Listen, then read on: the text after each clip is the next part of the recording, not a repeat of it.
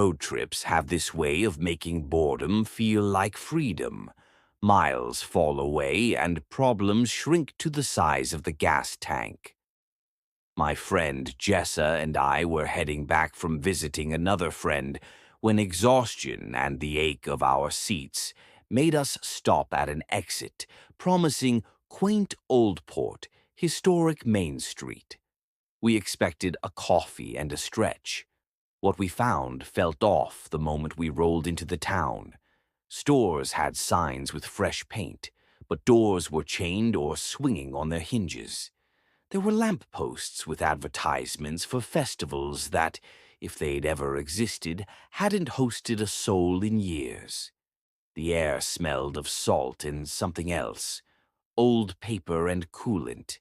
It was like being inside a diorama of a place, all the small props in place but none of the actors.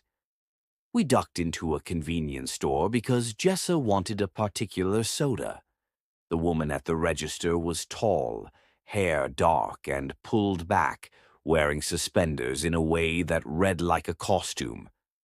I paid and we wandered across the street to another shop, and there she was again. The same face behind a different counter, same hands, same slope of cheekbones, same dark hair. My stomach dropped. I thought maybe she had a sister. I asked, and the second cashier blinked like I'd offered her a riddle she couldn't solve. "No," she said, "I don't have a sister." We ran back to the first shop to show Jessa, only to find an entirely different woman working the counter. I could have sworn I'd been hallucinating, tiredness, stress, too many miles. But then, after grabbing gas at a nearly empty station, we stepped back outside and the lot had filled like a theater minutes before the curtain rises. Cars crowded every pump. People framed the exit as if we were the odd ones out. We were tense. Jessa gripped the wheel and laughed nervously at nothing. That laugh died quick when we sped off, and a battered minivan with a huge spiderweb crack in the windshield drifted past us. 10 minutes later, the same minivan passed us again. There's no way it could have looped around and caught us twice in a straight shot. The two of us locked eyes. The hair on my arms prickled. Our GPS blinked and blinked, and for a moment it seemed to be rewinding us into the same patch of road like a scratched cassette. The clock on the dashboard and the mile marker didn't line up. An hour had passed that had no explanation. It wasn't just the weirdness of two identical trucks or the duplicate shopkeepers. It was the mismatch between where we thought we were and where the map put us. As we drove further away, the sky eased and the town shrank in the rear view, yet the memory of its stillness sat heavy. Back home, I researched the place and found 3 threads of other people's stories, brief posts, old forums, about towns that wobbled. Towns that, for a stretch of road, seemed to warp temporal logic and supply duplicates and echoes that disappear when you try to pin them down. I have no neat explanation. There was never an omen, no single thing that made the hair on my neck rise. It was the tacit, cumulative wrongness, the feeling like you'd slipped a toe through a seam in the world. The next trip I took, I made sure the route had no mysterious brown signs reading "historic" in a font that looked like someone had copied it from a children's book. Since then, I tell people, and they smile politely, the way people smile at ghost stories told in bars. But that day left a taste in my mouth like metal. The heart of the oddness wasn't in a single scare, but in how ordinary everything looked while it stopped meaning what it should. I still drive, but I check exits twice. I keep a little map in the glove compartment with routes I trust.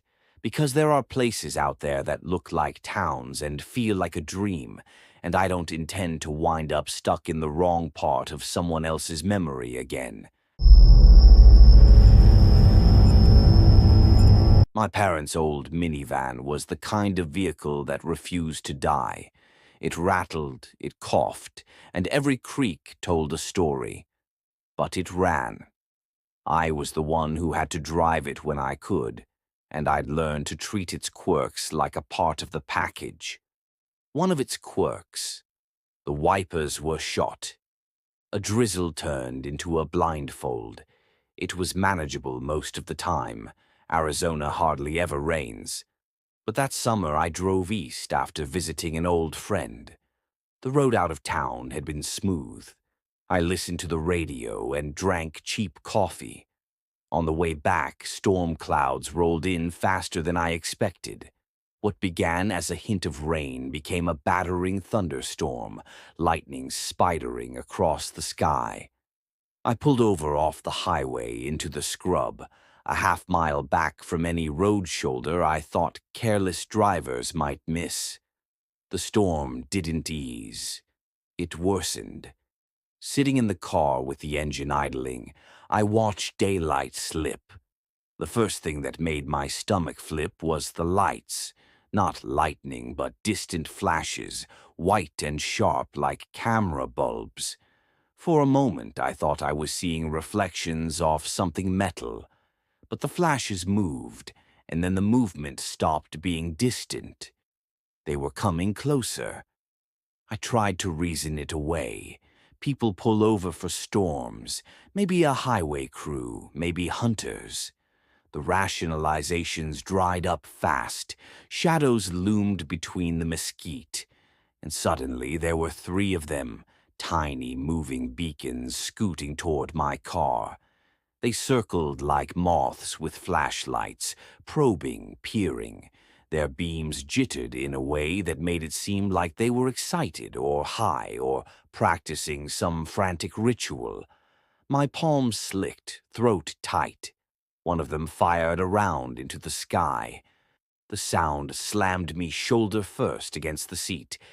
Everything told me to make myself small and disappear. I tucked behind a boulder and watched. They inspected the car as if looking for something obvious.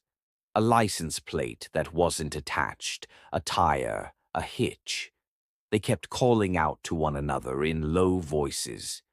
At one point, their beam swung toward my hiding spot, and I swore one was about to catch the reflection of my eyes. I squeezed my palms into the rock until they ached, praying the rain would hide me. Then the lights vanished. Where they had once been a jitter of bright, they were suddenly nothing, and silence fell like a lid. After a half-hour that felt like an eternity, the same lights returned, now much closer, sweeping across the desert as if trying to flush me out. My fingers fumbled the phone. I dialed 911 and whispered the words as if the voice might give me away. The operator said help was on the way. Whether they believed the weirdness of it all or not, I don't know. I only know I locked eyes on each glittering dot as they hunched and moved and finally turned when they heard a different sound. Police lights bled into the dark horizon. The second they hit, the 3 figures snapped like puppets and fled. Not a walk, but a bolt into the black, disappearing between the rocks and sage. The officers searched. They asked questions. They waited with me until the storm softened into a drizzle, then offered to ride me back to civilization when my hands stopped trembling. No arrests, no explanation, no other cars on that stretch. Occasionally I wake and the desert returns to my throat. The way the light jumped and the way those people seemed to know exactly how to test whether a car sat empty or occupied. I don't take road trips like that anymore. If the sky darkens and the wipers don't work, I pull into the nearest town and sleep in a motel. There's a small, primitive part of me that thinks that night offered up a glance at something older and stranger than the highway, a slice of behavior that belongs to people who don't show up on any map. And that thought, more than any thunderclap, has kept me from wanting to test fate out there again. People say grief makes people hold on to rituals. For my grandmother, that ritual was church. After Grandpa passed, she began going every Sunday to St. Mark's, sitting in the same pew, eyes closed, mouth moving with the prayers she'd always trusted. I started going with her, part obligation, part curiosity, and part because I felt unmoored after a breakup and didn't hate the idea of something steady in my life. One Sunday after service, while she chatted with friends in the foyer, I saw her, a young woman I'd never seen at St. Mark's before. She stood by the stained glass, a silhouette of dark curls and deep hazel eyes that seemed to study the light instead of the sermon. There was something in the way she smiled, an odd mix of warmth and distance, and I felt a pull I couldn't explain. Her name was Mara. She said her family had just moved to the area and she'd started classes at a community college nearby. She joked when I pressed her about details. "You'll have to take me out to earn my life story," she said, but the banter felt effortless.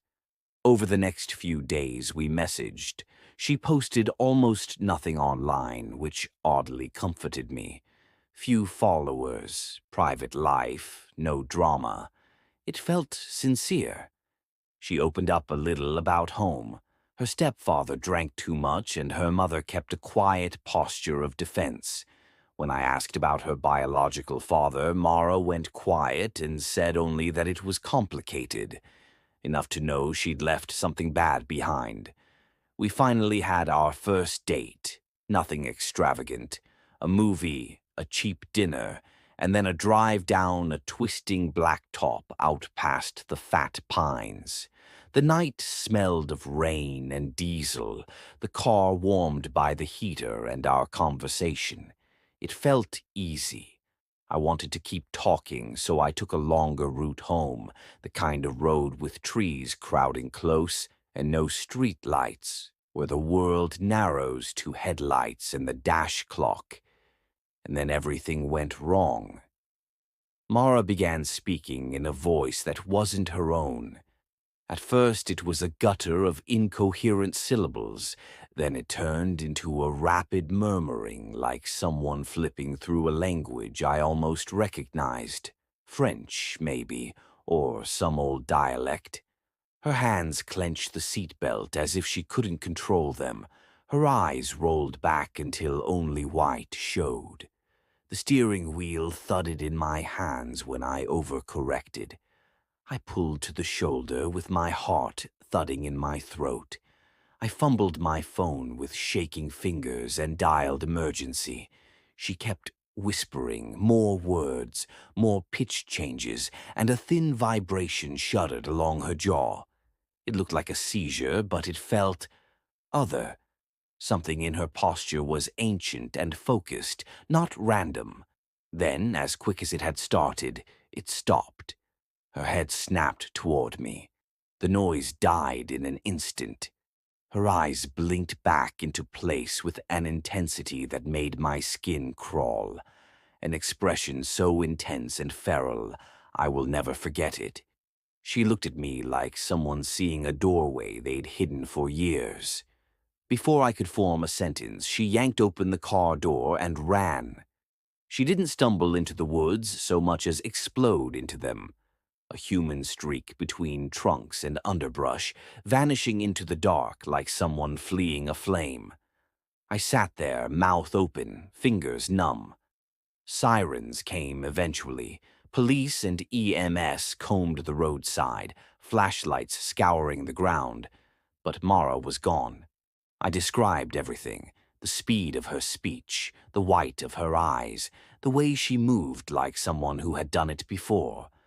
They wrote it down, filed the report, promised to check on missing persons, but nothing ever came of it. Weeks later, I went to St. Mark's, hoping to see her again. No one knew who I was talking about. Her profile had gone offline. Her number bounced. The few people I asked shrugged and said they didn't recognize the name. There's a hollow quality to that kind of vanishing, the way it makes the world slant underneath you. Mara had been there at a pew, in my hands, alive enough to joke about dinner, and then she was a rumor in a field of pines. I moved away eventually, but when I close my eyes, I replay that second when her face changed, that impossible, unblinking stare. The part of me that was searching for something steady found instead a door that I never learned what it led to.